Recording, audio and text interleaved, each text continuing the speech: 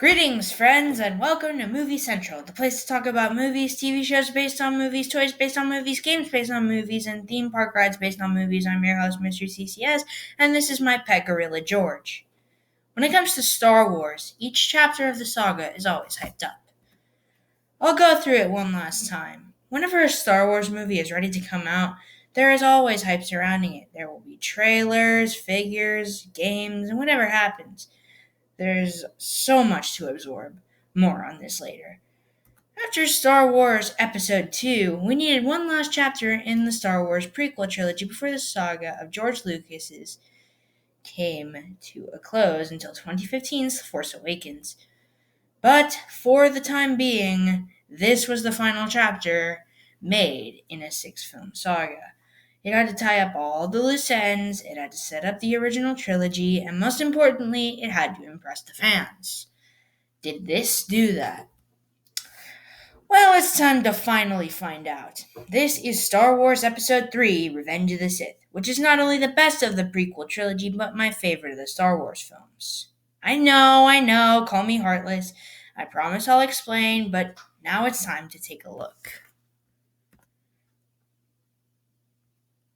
3 years after the first battle of Geonosis and onset of the Clone Wars, the noble Jedi Knights have been leading a massive clone army into a galaxy-wide battle against the Confederacy of Independent Systems.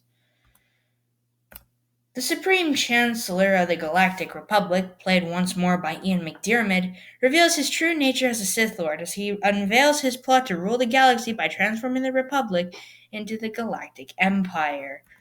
Jedi hero Anakin Skywalker, played once more by Hayden Christensen, is seduced to the dark side of the Force to become Darth Sidious's new apprentice, Darth Vader. The Jedi are all eliminated, with Obi-Wan Kenobi, played one more time by Ewan McGregor, and Jedi Master Yoda, played by Frank Oz, forced into hiding. There is only hope for the galaxy within two children, Leia and Luke Skywalker.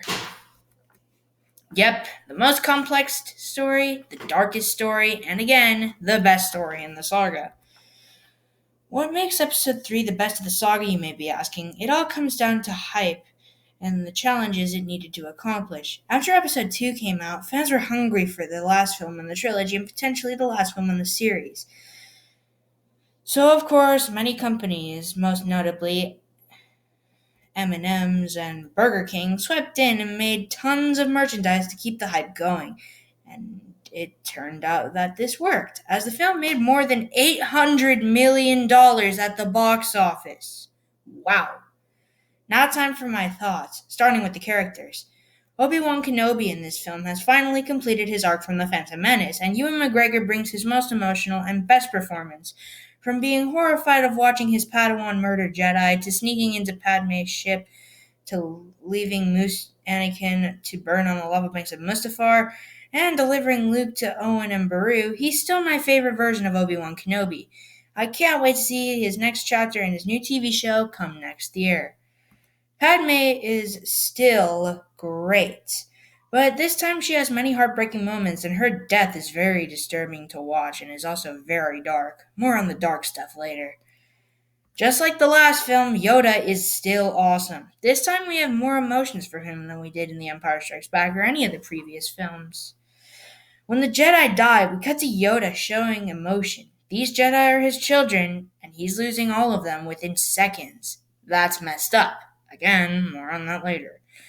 Now for the villains, starting with Darth Sidious. This time, he convinced Anakin to kill Count Dooku. He killed 3 Jedi in the span of 10 seconds, and he ordered 2 massacres. One of them was the eradication of the Jedi, and the other of the Separatist leaders, but none of them were actually accomplished by him. That goes to Anakin Skywalker, now known as Darth Vader. First off, Anakin kills Count Dooku, goes against the council, cuts off Mace Windu's hand, and slaughters children. Yeesh, that is gruesome. He even force chokes his own wife. And when he finally gets burned and placed into a robotic suit and learns that his wife has died and pretty much his whole family is dead, the only thing he can shout is a long no. This film is the reason why Darth Vader is my favorite Star Wars character. He has done more than any villains have ever done. And at heart, he's still a hero, which makes his ending in Return of the Jedi much more relevant. Heck yeah! Now it's time for the visuals. Now keep in mind that this film was made in 2005, and Son of the Mask came out that same year, and those visuals were horrendous. Oof! We'll get to that film someday. Someday. But these films know how to make visuals, and these visuals are great in this film. How? And what are the visuals doing to accomplish such a task? Great CGI areas, and many others. Yoda looks great, the Kaleesh warrior General Grievous looks fantastic, and the worlds look as astonishing as they should. My favorite planet by far is Mustafar. Every inch of this volcanic world makes me not want to go there because of the danger it can cause.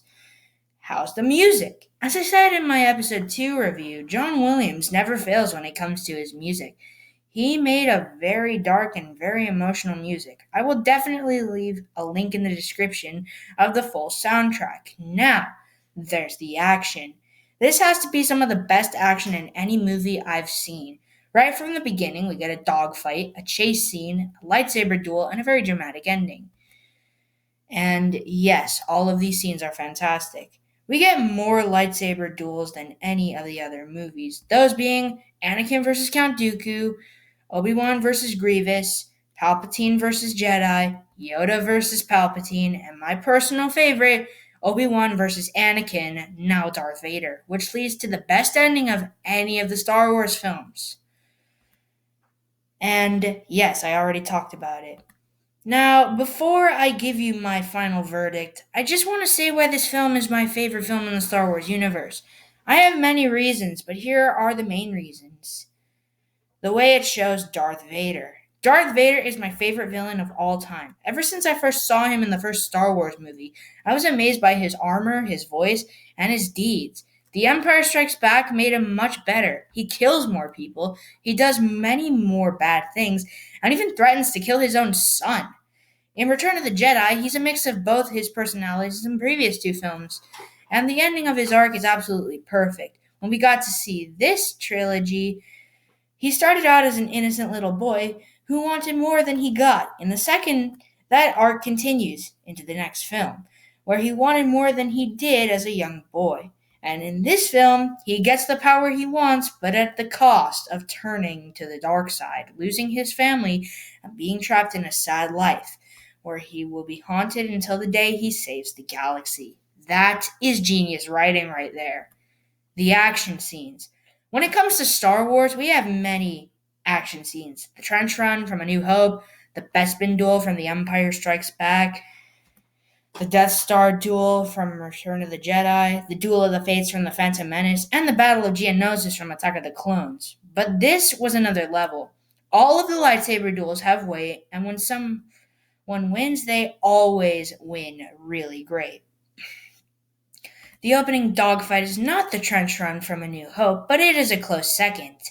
And even the smaller moments, like the Battle of Kashyyyk, where we get introduced to Chewbacca, and the moment where Yoda and Obi-Wan are fighting clones, are really fantastic. But by far, the best thing about this film is, number 3, the dark stuff. Holy crap, this movie is incredibly dark. There are many moments in this film that are examples how to do dark stuff. The first one is Order 66, the moment where everything that everyone knew about peace and justice in the galaxy died. Thousands of clone troopers turn on their Jedi and kill them. The most depressing part of it is seeing Yoda feel for what are essentially his children, and Anakin slaughtering children, and many others. That is very scary to think about. This has to be one of the darkest scenes in the saga, and one of the darkest scenes I've seen in my life. Another scene that is incredibly dark is when the Emperor declares the creation of the Empire, while Vader cuts down every last member of the Separatist leaders. And finally, the two final dark moments in the film are Darth Vader making Padme upset and watching her die, and Vader being placed in the suit. The score by John Williams perfectly accompanies these moments. Those are the main reasons why this is my favorite Star Wars film. My final verdict is that this is what I think of when I think Star Wars. It's dark, it's action packed, and it's one of my favorite films of all time. If you love the original trilogy, this is the closest you'll get to it. I love this movie, and I hope you will too. That is why I'm giving this gem of a movie a solid, strong 10 out of 10. The best Star Wars film and one of my favorites of all time. Well, that's it for another review. What are your thoughts on this film? Leave your thoughts in the comment section below. If you enjoyed this video, please tune in next week. Like, comment, share, and subscribe. Tune in next week when I take a look at one of the biggest comic book films of all time. With that said, I'm Mr. CCS. This is Movie Central, and that, my friends, is a wrap. See you next week.